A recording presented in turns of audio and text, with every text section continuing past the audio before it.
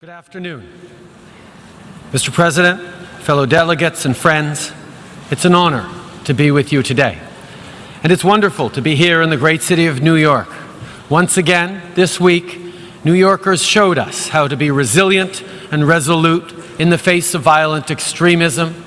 On behalf of everybody in this room, let me say directly to the people of New York, you are a model to the world, and we thank you.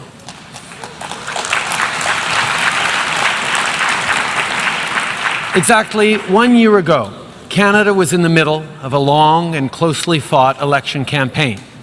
78 days on the road, and I can assure you, in Canada, there are 78 days worth of roads. It is the responsibility of a leader to spend time with the people they were elected to serve. If you want the real stories, you have to go where people live. Coffee shops and church basements, mosques and synagogues, farmers markets, public parks. It was in places like that that I got the best sense of what Canadians were thinking and how they were doing. And through the politeness, because we Canadians are always polite even when we're complaining, I learned a few things.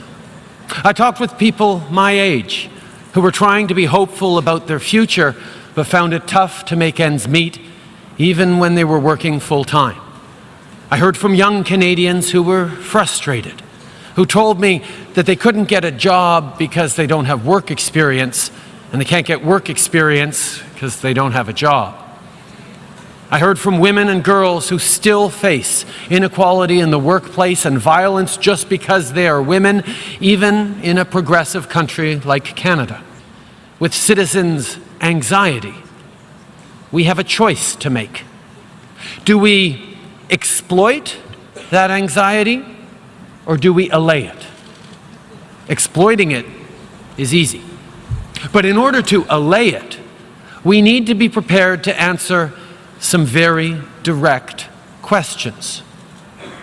What will create the good, well-paying jobs that people want and need and deserve? What will strengthen and grow the middle class and help those working hard to join it? What will build an economy that works for everyone? What will help to make the world a safer, more peaceful place? To allay people's anxiety, we need to create economic growth that is broadly shared, because a fair and successful world is a peaceful one. We need to focus on what brings us together, not on what divides us. For Canada, that means re-engaging in global affairs through institutions like the United Nations. It doesn't serve our interests or the world's to pretend we're not deeply affected by what happens beyond our borders. And we believe we should bring people together around shared purposes like the UN Sustainable Development Goals. Because what is the alternative? To exploit anxiety? To turn it into fear and blame? To reject others because they look or speak or pray differently than we do?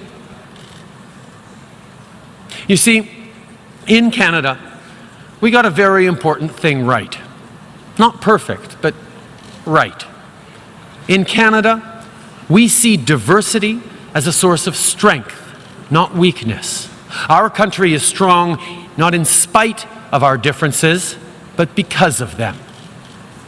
And make no mistake, we've had many failures, from the internment of Ukrainian, Japanese, and Italian Canadians during the World Wars, to our turning away of boats of Jewish and Punjabi refugees, to the shamefully continuing marginalization of Indigenous peoples.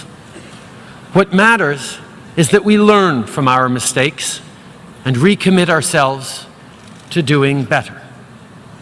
To that end, in recent months, Canadians have opened their hearts and their arms to families fleeing the ongoing conflict in Syria. And from the moment they arrived, those 31,000 refugees were welcomed not as burdens, but as neighbors and friends, as new Canadians.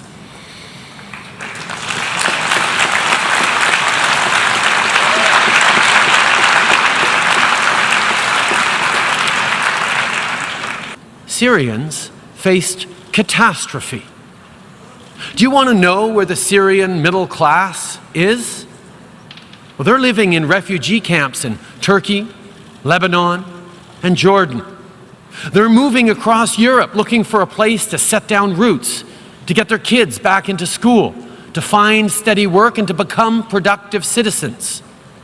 Refugee camps are teeming with Syria's middle class.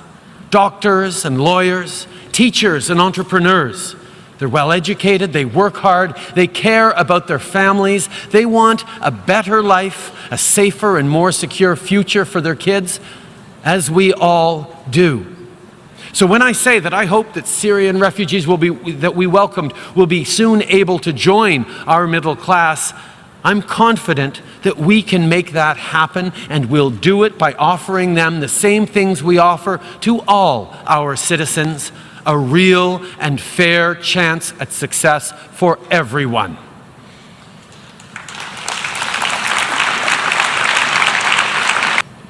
Fear has never created a single job or fed a single family.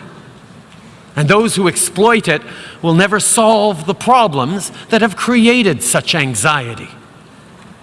Our citizens, the nearly 7.5 billion people we collectively serve, are better than the cynics and pessimists think they are.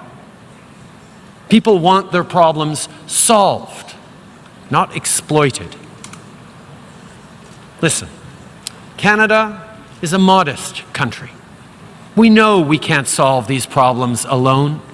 We know we need to do this all together. We know it will be hard work. But we're Canadian, and we're here to help.